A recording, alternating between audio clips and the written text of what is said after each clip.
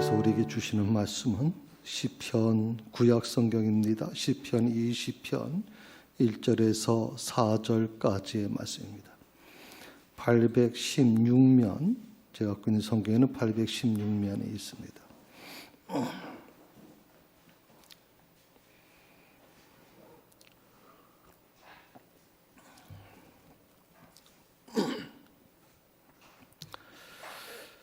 말씀을 다 찾으셨으면 자리에 일어나셔서 하나님의 말씀을 들으시기 바랍니다.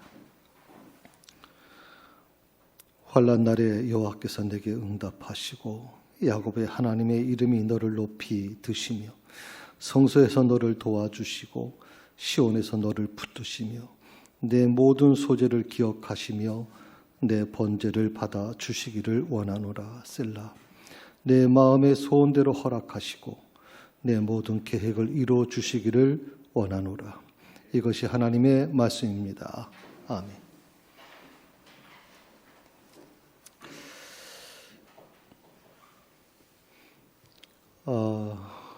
우리 좀 보여주시겠습니까?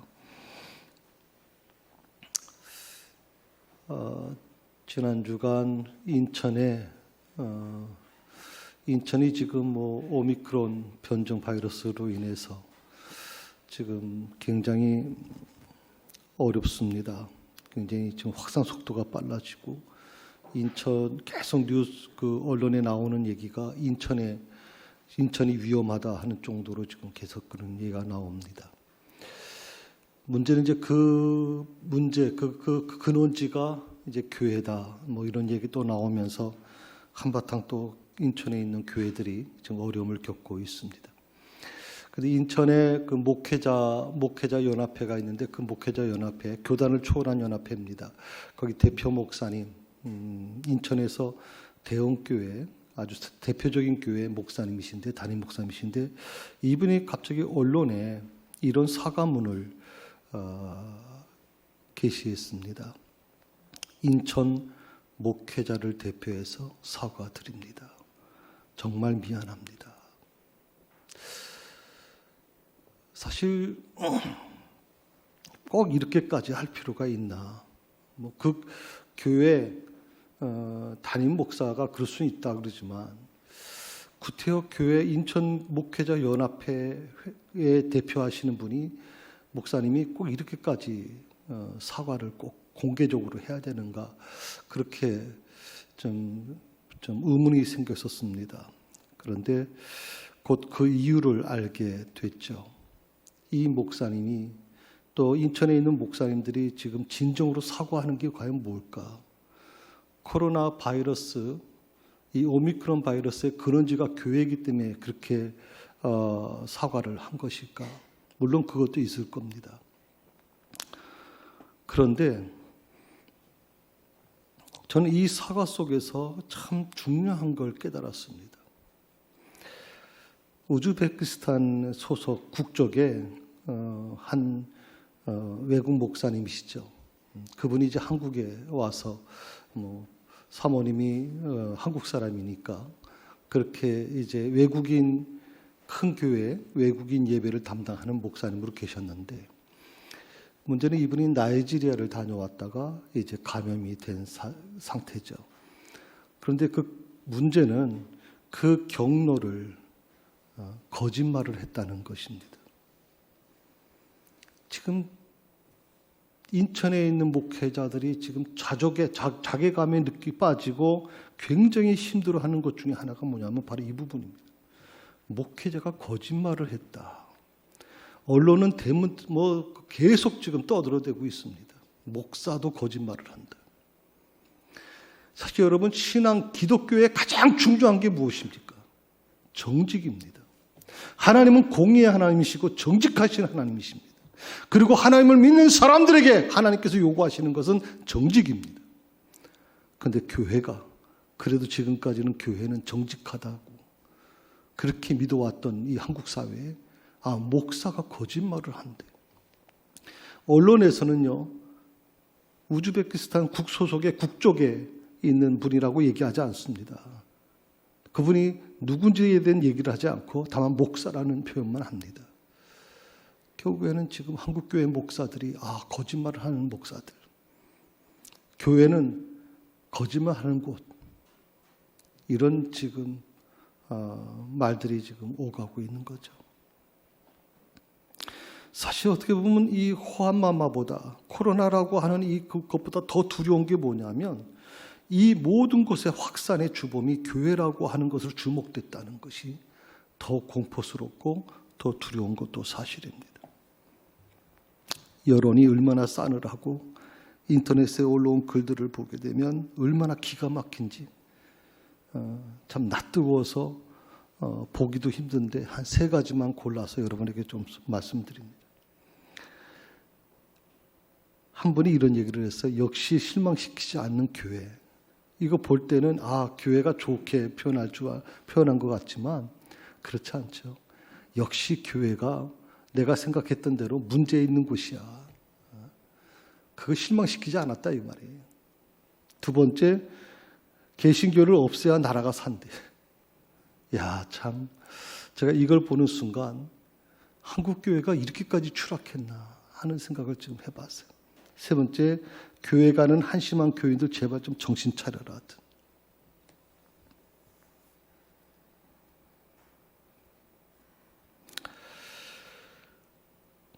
이 문제를 안고 이제 새벽에 기도하는데 참 마음이 무겁습니다.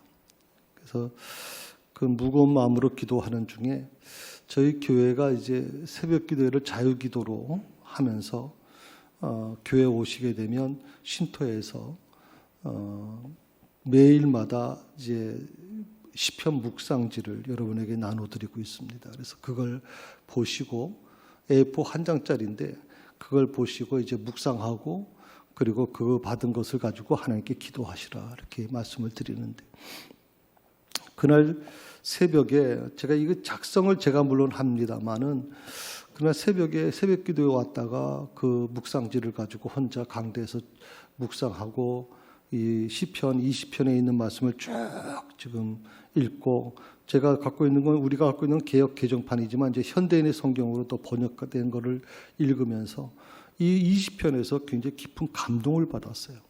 제가 은혜를 체험했어요. 지금 우리가 사는 이 세상은 참 힘든 세상입니다. 질병이 아주 만연합니다. 언제 끝날지 모르는 이 질병과 싸우면서 지금 우리는 하루하루 힘겨운 싸움을 해나가고 있습니다. 왜 이렇게 많은 사고들이 있는지, 또 많은 사람들이 실직을 하고, 많은 사람들이 일터에서 쫓겨나고, 참 기가 막힌 일들이 일어납니다. 또 자녀의 문제와 같은 힘겨운 문제들이 삶을 위협해 오고 있습니다. 문제는 언제 끝날지 모른다는 이 불안감이 우리를 덮고 있는 것이죠. 그것이 어떻게 보면 내일을 맞이하는 것에 대한 희망보다는 불안하고 두려운 것들이 우리 마음을 계속 지배하고 있다는 겁니다. 그런데 오늘 4절 말씀에서 저는 굉장히 큰 은혜를 받았어요. 4절 말씀 한번 보실까요? 같이 한번 읽어봅시다. 내 마음의 소원대로 허락하시고 내 모든 계획을 이루어 주시기를 원하노라. 아멘. 마음의 소원대로 허락하신다. 그리고 내 모든 계획을 이루어 주시기를 원한다라고 하는 거예요. 지금 저도 참 힘든 게 이제 그 2주밖에 성탄절이 남지 않았습니다. 송구영신 예배가 3주 남았습니다. 그런데 진짜 어떻게 준비해야 될지 모르겠는 겁니다. 지금 저는 지난주 금요일 날 그 발표가 될 줄 알았습니다. 어떻게 이제 할 것인지에 대한 발표를 할 줄 알았는데 발표가 또 늦어졌습니다. 그리고 이번 주 발표가 이루어진다. 그러면서 거기에 뭐라고 이제 덧붙여 나왔냐면 굉장히 강력한 지침이 내려올 거라 하는 얘기가 나온단 말이죠. 지금 많은 교회들이 성탄절과 지금 성구영신 예배 준비를 위해서 지금 계속 그게 당일날 한 주 안에 준비할 수 있는 게 아니기 때문에 벌써 한 달부터 준비가 들어가고 많은 성가대도 그렇고 많은 기관들이 좀 준비하고 연습하고 계속합니다. 그런데 정작 성탄절 예배를 온전하게 드릴 수 있을까 하는 의문이 지금 제기되고 있는 거예요. 그런 무거운 마음을 가지고 기도하는 중에 하나님께서 오늘 귀한 말씀을 주시더라고요. 내 마음의 소원대로 허락하신다. 그리고 내가 계획한 모든 것들이 이루어지게 되기를 원한다. 이 세상 사람들이 추구하는 게 과연 뭘까요? 세상 사람들, 하나님 알지 못하는 사람들이 추구하는 게 뭘까요? 오늘 7절의 말씀을 봅니다. 같이 읽습니다. 어떤 사람은 병거, 어떤 사람은 말을 의지하나 우리는 여호와 우리 하나님의 이름을 자랑하리로다. 아멘. 어떤 사람, 여기 시편에서 말하는 이 다윗이 말하는 이 어떤 사람은 하나님을 대적하고 하나님을 알지 못하는 사람입니다. 지금으로 보면 이제 세상 보통 사람들이라고 얘기합니다. 교회 밖에 있는 사람들이라고 얘기하면 됩니다. 그 어떤 사람이 뭘 의지해요? 병거를 의지한다. 그 어떤 사람은 또 뭘 의지해요? 말을 의지한다 그랬어요. 이 병거라고 하는 게 뭐냐면 군대를 얘기해요. 군대. 말을 뭘로 해석할 수 있냐면 무기로 얘기합니다. 군대와 무기. 이것이 그 나라 한 나라의 어떤 그런 상태를 표현해주는 아주 중요한 부분이죠. 힘을 표현해주지 않습니까? 군대와 무기를.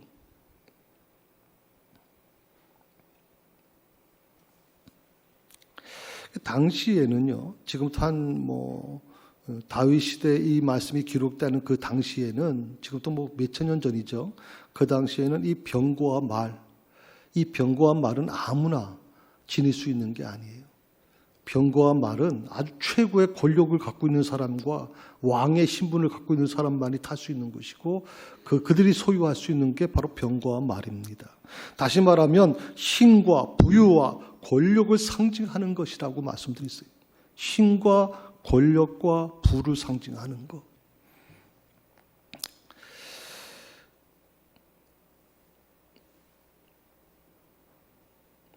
어떤 사람은 바로 이 힘과 부유와 권력을 의지하여 살아갑니다. 그것을 붙들고 그것 안에 평안을 누리며 살아가려고 합니다. 그것이 있어야만 안심이 되고 그것이 있어야만 행복하다고 얘기합니다. 그것이 사라지게 되면 그 사람은 한순간에 많이 추락해버립니다. 오직 그것을 위해서 사는 겁니다. 그것을 위해서. 그게 있어야 그래도 안심이 되고 그것이 있어야 그래도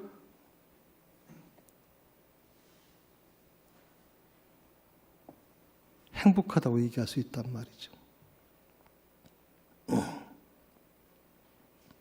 자, 내가 붙들고 평안을 누리고 살아가는 것, 그것을 한번 좀 열어보십시오, 여러분. 내가 붙들고 평안을 누리고 살아가는 게 과연 뭘까? 과연 우리가 다른 거 다 없어도 됩니다. 난 오직 하나님 한 분, 내가 하나님을 믿는 것이 때문에 하나님께서 나를 구원해 주신 것 때문에 그거 하나로 난 만족합니다. 그렇게 얘기할 수 있는 사람이 과연 얼마나 있을까요, 지금? 우리는 늘 얘기할 때마다, 기도할 때마다 그렇게 기도하고 그렇게 말을 해왔습니다.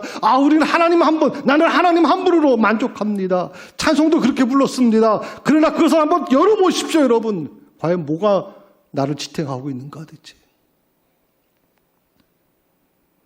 내가 붙들고 평안을 누리고 살아가고 있는 게 뭐냐 이 말이에요.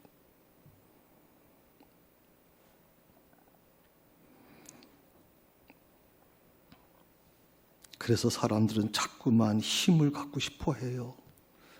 권력을 쥐고 싶은 것이고, 그리고 돈을, 물질을 쥐고 싶은 거거든요.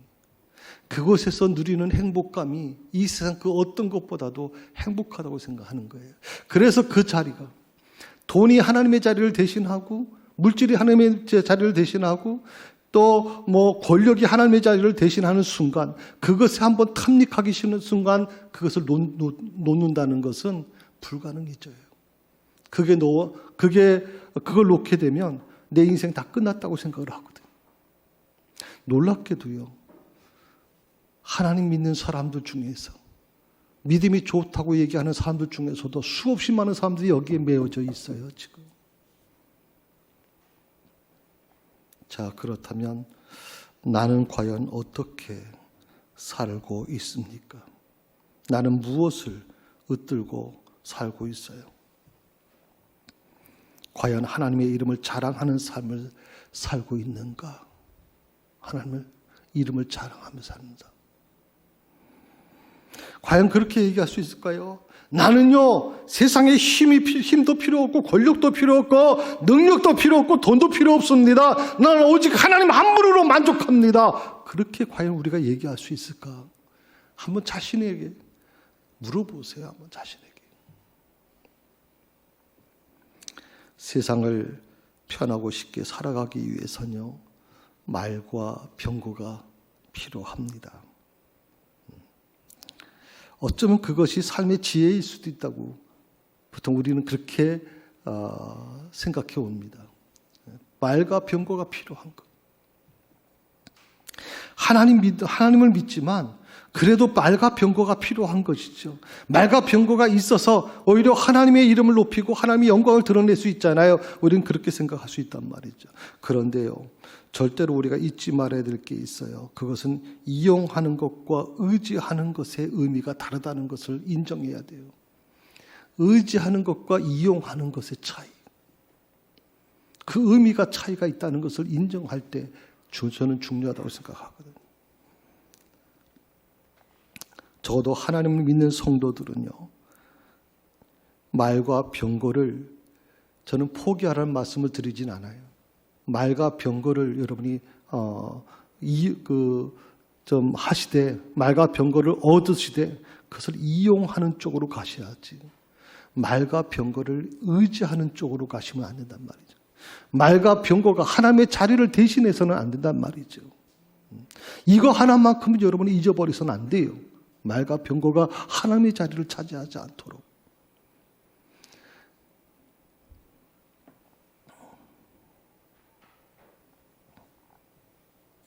내가 의지해야 될 게 뭐냐? 내가 붙잡고 가야 될 게 뭐냐?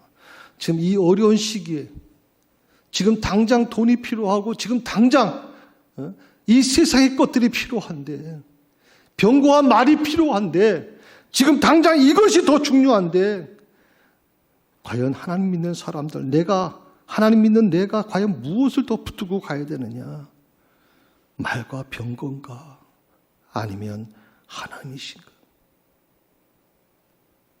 내가 붙들어야 될 게 과연 뭐냐? 믿음인가? 그렇습니다. 고난 중에 나를 위로해 주던 말과 병거는 언제든지 나를 외면할 것입니다. 언제든지 나를 떠날 수 있습니다. 그러나 하나님은 언제나 나를 붙들고 계실 겁니다. 나를 절대 떠나지 않으실 거라고 믿습니다. 많은 사람들이요, 이 세상 사람들이 추구하는 그 모든 것들이 가만히 지켜보면 부족한 것에 대해서는 굉장히 부족한 것에 대한 두려움을 갖고 있습니다. 항상 어떤 마음을 갖고 있냐면, 풍성해야 돼, 차고 넘쳐야 돼라고 하는 부분입니다. 이 차고 넘친다라고 하는 것은 그래서 우리는 기도원이나 어느 다른 데서 보통 표현할 때 우리 신앙에 대한 하나님의 축복을 차고 넘친다고 하는 표현을 합니다. 믿음도 차고 넘치는 것이. 그러니까 부족한 상태를 인정하지 않는 것입니다. 왜냐하면 부족한 것은요, 저주라고 생각하기 때문에 그렇습니다. 부족한 건 저주라고 생각하는 것. 정말 그럴까요? 부족함은 절대 저주가 아닙니다. 오히려 부족함이 은혜가 될 때가 있습니다. 어려운 문제를 만났습니다. 해결할 수 없는 문제, 정말 계속 사방으로 조여오는 참 힘든 어려운 문제를 만났습니다. 그때 우리는 마음속에 있는 근심 때문에 밤새 뒤척이며 잠을 자지 못합니다.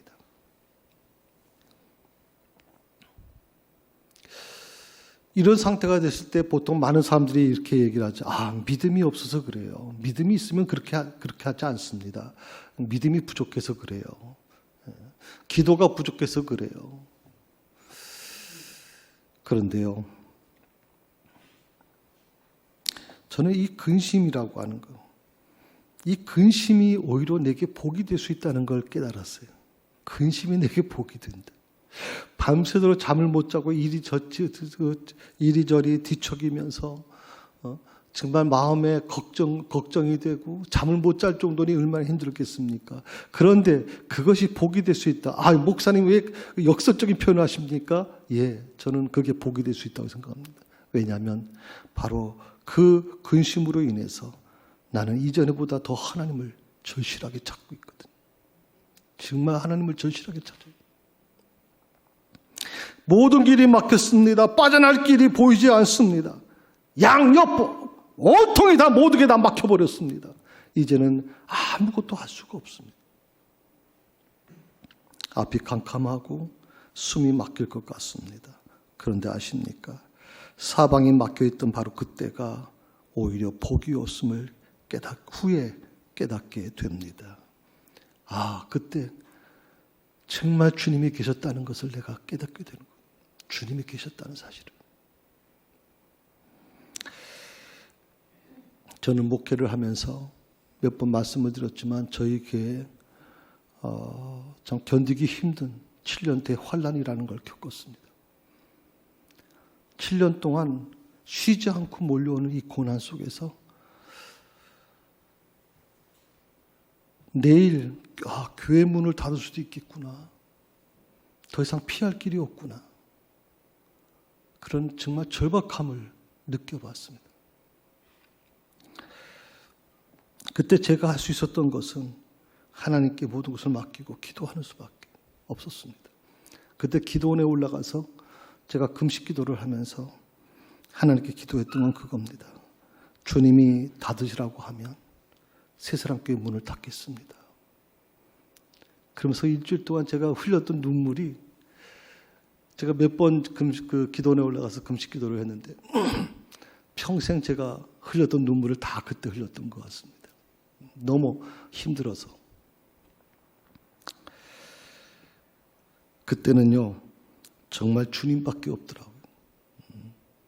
저 지금 저보고 한 일주일 금식 기도해라 그러면 저 일주일 금식 기도 못합니다. 자신이 없어요. 근데 그때는 정말 더 이상 피할 길이 없었어요. 마지막 주님께 의지하는 것밖에는 다른 방법이 없다고 받아왔기 때문에 금식을 하면서, 그때도 저희 교회가 예배를 부목사님이 계셔서 누가 예배를 인도해 주었다면 제가 기도원에서 내려오지 않았을 겁니다. 예배를 인도해야 되기 때문에 어쩔 수 없이 제가 일주일간 마치고 이제 교회를 예배를 인도하기 위해서 내려왔는데,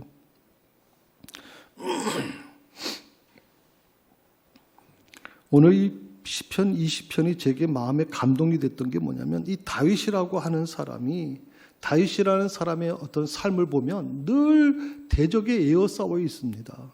다윗의 삶을 우리는 늘 생각할 때, 다윗이 위대한 이스라엘을 통일한 왕이고, 다윗은 어떤 위대한 하나님의 사람이고, 이렇게만 우리가 표현하지만, 다윗이 살아갔던 모든 과정을 보십시오, 여러분. 늘 대적에 에워싸여서 힘들게 살아왔습니다.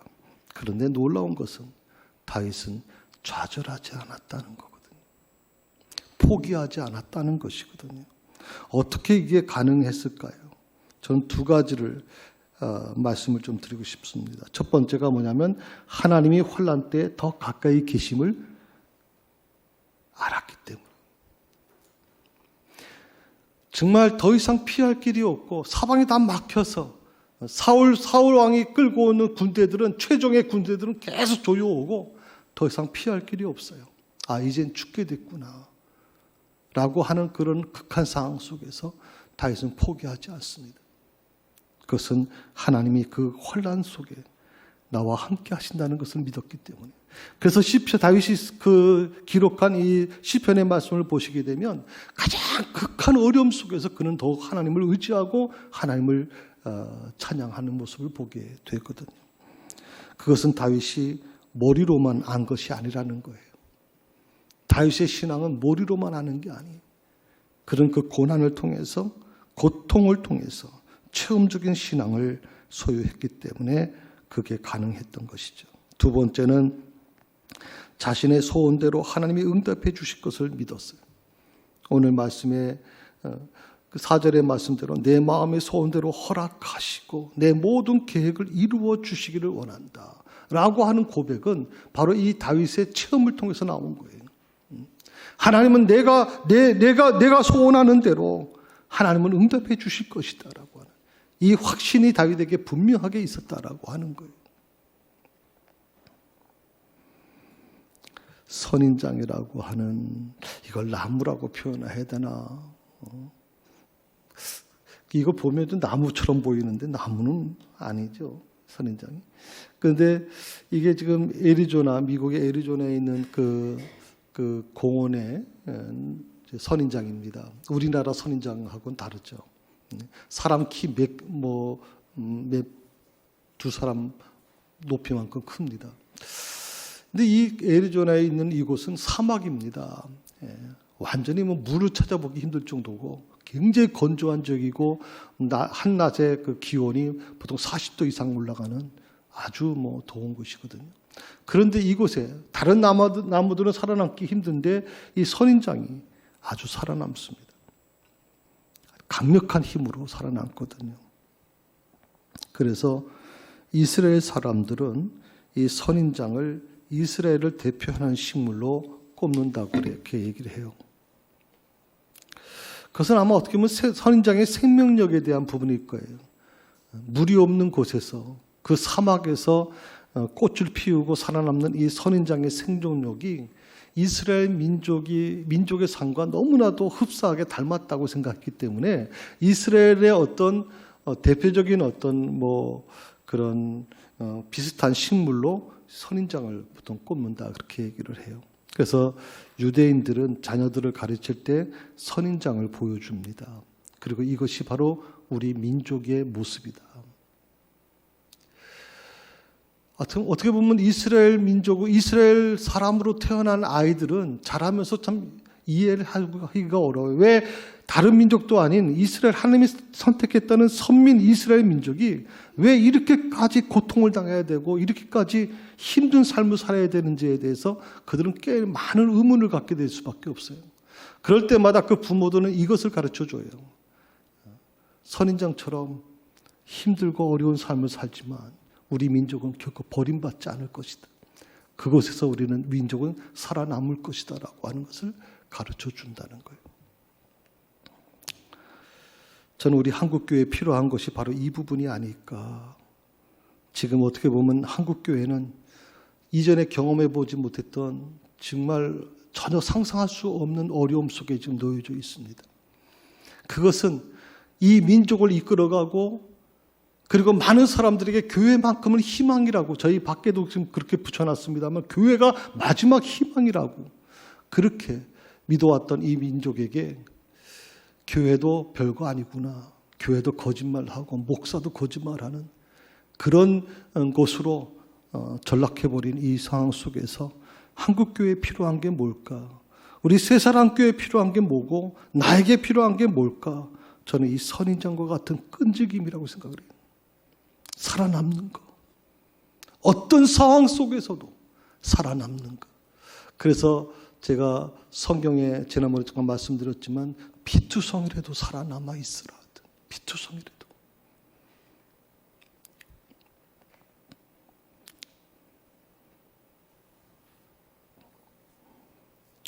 교회 신문에 충격적인 보도가 실렸다는 말씀을 제가 한번 좀 드린 적이 있습니다. 지난 2년간 2만 개가 넘는 교회가 문을 닫았다고 말씀을 드렸어요. 60%의 교육기관이 문을 닫았다. 우리 조 전사님이 총회 그 훈련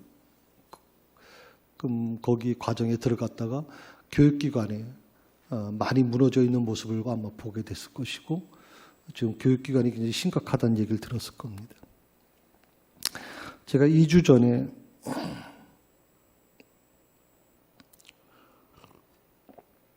그날 좀 비 오는 날씨였어요. 이슬비가 오는 날씨인데 제가 그 다이소에 무슨 물건을 좀 구입할 일이 있어서 우리 청안리에 다이소가 들어와서 다이소에 좀 들렀는데 그 차를 몰고 가다가 그 바로 옆을 보는데 충격적인 것을 보게 됐어요. 스파빌 바로 옆에 공터에 교회 강대상하고 그리고 장의자들이 쌓여 있는 겁니다. 그리고 교회 기물들이 거기 있습니다. 왜 하필이면 비 오는 날, 그게 바꾸는 거라면 금방 와서 가져가죠. 그렇게 방치해두질 않습니다. 제가 그 다음날 갔는데도 그 다음날 그대로 있습니다. 비를 다 맞으면서. 적어도 천으로 좀 덮어놓기라도 할 텐데 그런 것도 없습니다. 그것은 간단하죠. 상가교회가 문을 닫았구나. 월세를 내지 못해서 아마 쫓겨났나 보다. 웬만하면 저렇게 방치해둘 수가 없잖아요. 특히 강대상 같은 경우는 저렇게 방치해두는 건 부끄러운 모습이라 절대 그렇게 안 하는데 손을 쓸 수 없을 정도가 됐나 보구나. 그냥 이만교회가 문을 닫았다. 또 200개 교회가 지금 경매로 넘어왔다. 이런 얘기 다 들을 때 그건 막연한 거라고만 생각을 했어요. 그런데 이 청학리 안에 있는 교회 중에서도 그런 교회가 있을 수 있겠구나. 하루 종일 제가 그걸 보면서 그냥 비가 오지 않았어도 좀 덜해요. 근데 비가 오는 과정에서 그걸 보는데 막 눈물이 나는 거예요.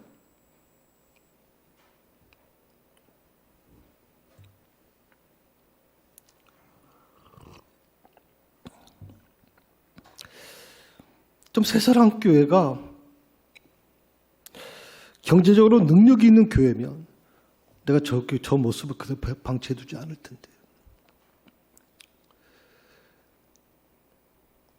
근데 그걸 보고도 그냥 돌아올 수밖에 없는 제 모습이 굉장히 좀 부끄러웠고 또 목사로서 굉장히 자괴감이 느껴졌거든요.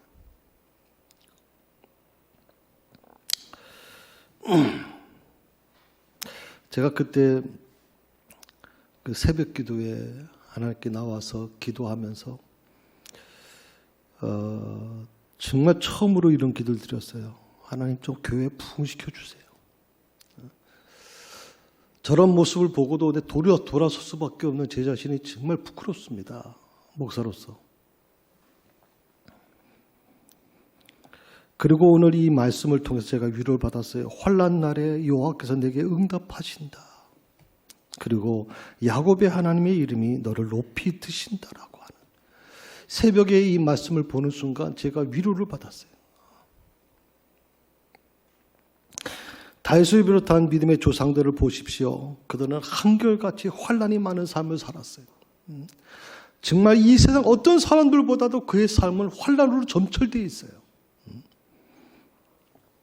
그러나 중요한 것은 그 환난이 그들을 쓰러뜨리지 못했다는 겁니다. 오히려 환난을 통해서 그 나약했던 그들이 믿음의 사람으로 더 자라게 되었다는 거죠. 그래서 환난은 우리 하나님 믿는 사람들에게 있어서는 하나님 만나는 통로가 되기도 하는 거구나. 환난이 복일 수 있겠구나. 환난이 오히려 복이 되는구나. 모세를 보십시오.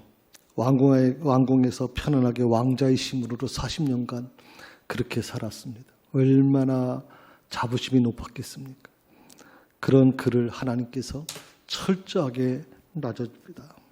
40년 동안 그는 미디안 광야에서 정말 죽지 못해 살았습니다. 죽지 못해서. 그 40년의 그 고난이 그로 하여금 강하게 만들어냈습니다. 그리고 나머지 40년 동안 그는 이스라엘 민족, 수백만의 이스라엘 민족을 이끌어가는 위대한 지도자로 세움받게 되죠. 다윗을 보십시오. 십수년간 이유도 모른 채 도망자 생활을 하면서 살았던 다윗. 그런데 그 고난이 그로 하여금 강하게 만들었고 통일, 왕국의 왕으로 세움받을 수 있도록 하나님이 허락해 주셨습니다. 성도 여러분, 하나님은 때로 환난 날에 우리에게 응답하십니다. 그리고 우리의 소원을 들어주십니다. 하나님은요, 내 어려움을 외면하시는 분이 아닙니다. 물론 우리가 그 환난 속에 있을 때는 하나님이 멀리 계시는 것처럼 보이지만 하나님은 절대 멀리 계시는 것이 아니다. 그러므로 어떤 환경에 있든 간에 두려워하지 말자는, 두려워하지 말자. 오히려 하나님은 내가 어려움을 당할수록 더 가까이 찾아오신다고 저는 믿어요. 그래서 우리가 너무 힘들어서 주여 저를 불쌍히 여겨주세요 하나님 기도할 때 하나님은 나와 함께 계신다고 믿어요. 그러므로 환난을 두려워하지 마십시다. 오히려 환난을 만나면 하나님 붙들고 좀 당당히 일어서는 저와 여러분 될 수 있기를 주의 이름으로 축원합니다. 하나님 아버지, 그동안 우리는 환난을 만났을 때 참 하나님만이 원망했습니다. 마치 나만 고아처럼 버려졌다고 생각했습니다. 그런데 환난을 겪으면서 하나님을 더 깊이 알게 되었고 더 의지하게 되었습니다. 우리 사랑하는 성도들이 하나님 붙들고 누웠던 자리 털고 다시 일어나게 하여 주시옵소서. 주님, 새사랑교회 다시 부흥을 허락해 주셔서 정말 이 어려움 속에서 새사랑교회가 더 많은 교회를 도울 수 있도록 하나님 교회를 축복하여 주시옵소서. 예수님의 이름으로 기도드립니다. 아멘.